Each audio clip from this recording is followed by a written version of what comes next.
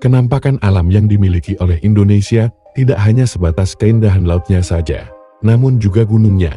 Gunung yang terdapat di Indonesia jumlahnya cukup banyak, bahkan sebagian besarnya termasuk ke dalam kelompok gunung api. Hal ini disebabkan wilayah Indonesia berada di dalam kawasan cincin api atau Ring of Fire. Sebut saja Gunung Anak Krakatau, Gunung Tangkuban Parahu, Gunung Merapi, Gunung Bromo, Gunung Agung dan lain sebagainya, termasuk ke dalam gunung api aktif yang dapat meletus atau erupsi. Hampir sebagian besar gunung api adalah gunung api purba sebab keberadaannya sudah ada sejak zaman dahulu. Namun ada juga gunung api yang sudah tidak aktif kembali dalam kurun waktu yang cukup lama, meskipun pada zaman itu tergolong gunung paling aktif. Gunung api yang sudah tidak aktif masih dapat dilihat bentuknya dan biasanya tersusun atas batuan yang berumur jutaan tahun.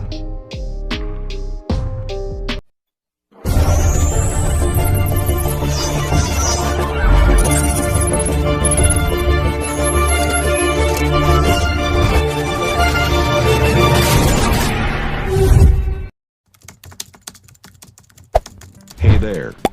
Subscribe to my channel. And also press this bell icon.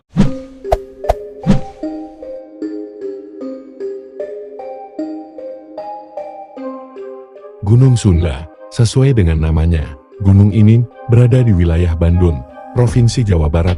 Menurut sejarah, Gunung Sunda sudah ada sejak zaman purba dan pernah meletus dalam skala besar di akhir zaman prasejarah.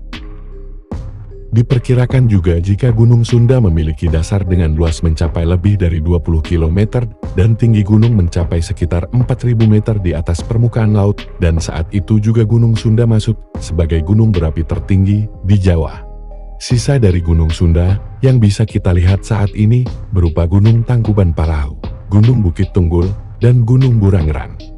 Gunung Sunda Purba yang dahulu dikenal dengan nama Gunung Suda atau dalam bahasa Sanskerta memiliki arti putih adalah gunung yang di bagian puncaknya selalu ditutupi oleh es atau salju.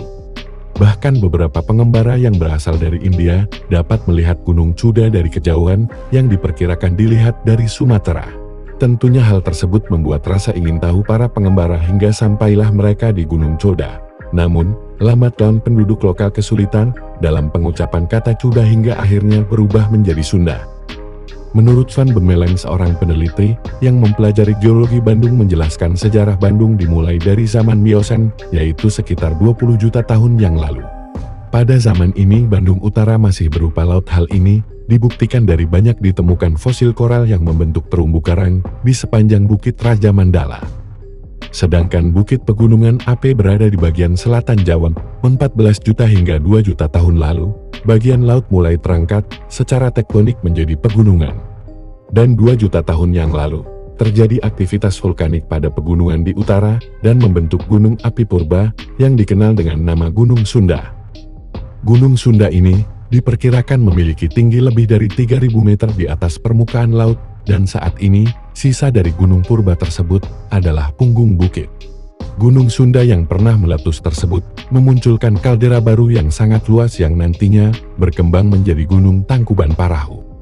Kaldera ini dikenal sebagai kaldera Sunda, yakni kaldera raksasa yang terbentuk sekitar 105.000 tahun yang lalu saat zaman Pleistosen. Kaldera ini juga meliputi keseluruhan Bandung Utara serta cekungan Bandung.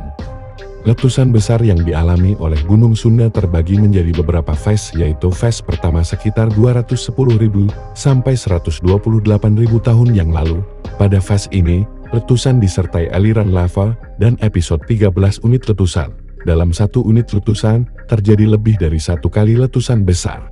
Sekitar 105.000 tahun yang lalu, beberapa fase letusan yang menyebabkan runtuhnya badan Gunung Sunda hingga membentuk kaldera terjadi. Pada fase ini, terbagi menjadi 3 fase, yaitu fase Plinian, fase Freatomagnetic, dan fase Ignimbrite. Pada fase Ignimbrite sendiri terjadi lontaran materi gunung hingga mencapai 66 km kubik dan menutupi area di radius 200 km persegi, bahkan beberapa tempat ketebalan materi vulkanik mencapai 40 meter.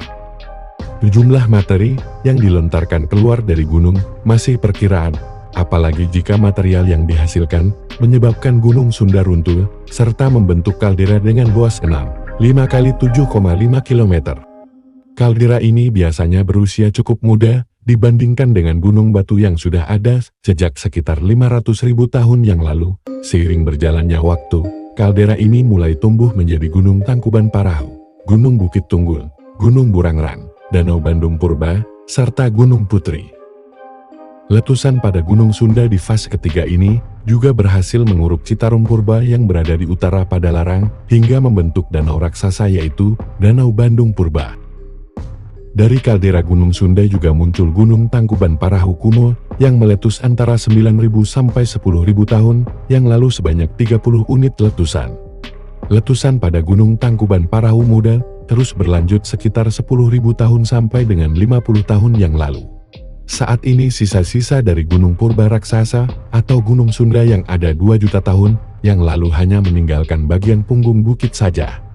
Bahkan di sekitar Gunung Burangrang dan Situ Lembang dipercaya merupakan salah satu bagian kerutut samping yang berasal dari Gunung Sunda Purba. Sisa-sisa Gunung Sunda Purba juga bisa ditemukan di sebelah utara gunung, tepatnya di bagian timur Sungai Cikapundung, sampai dengan Gunung Manglayan yang disebut Blok Pulasari oleh Van Bemelan. Sedangkan bagian lain dari Gunung Sunda Purba menurut Kusumadinata di dalam makalahnya yang berjudul Asal-Usul dan Prasejarah Ki Sunda yakni Bukit Putri, terletak di bagian timur Laut Lembang. Jadi itulah penjelasan mengenai Gunung Sunda yang diketahui ternyata merupakan asal-usul dari Gunung Tangkuban Parahu yang kita cukup terkenal.